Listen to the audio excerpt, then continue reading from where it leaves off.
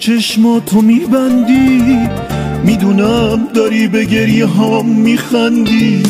میگی عاشقی ولی از روز اول میدونستم که داری خالی میبندی. وقتی بی بهونه چشماتو میبندی، میدونم داری به گریه هام میخندی. میگی عاشقی ولی از روز اول میدونستم که داری خالی میبندی. من شدم مانکن ویترین قشنگت، طعمه ای خسته که افتاده به چنگت. مطمئنم اگه تکراریش عشقم، اونو بیرون میکنی از دل سنگت. شک ندارم که شدم شاعر قصرت، که با هم خوش باشی و به هم بخندی. روزیم که خسته از ترانه هام شی، چشاتو ساده رو مردنم ببندی. وقتی میخندی منم میخندم، اما خنده زورکی عین گریه سخته.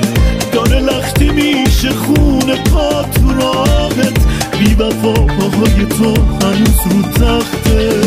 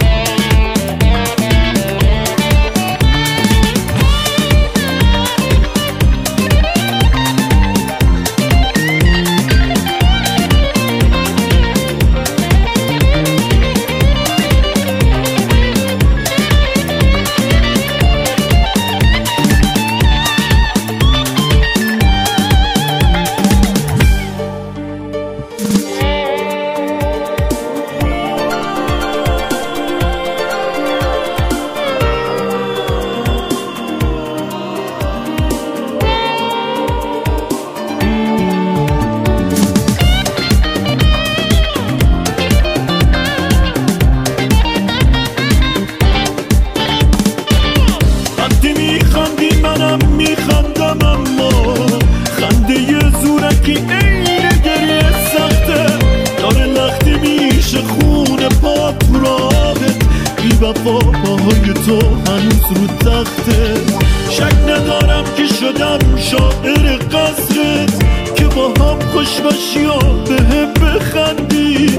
روزیم که خسته از ترانه هام شی، چشاتو ساده رو مردنم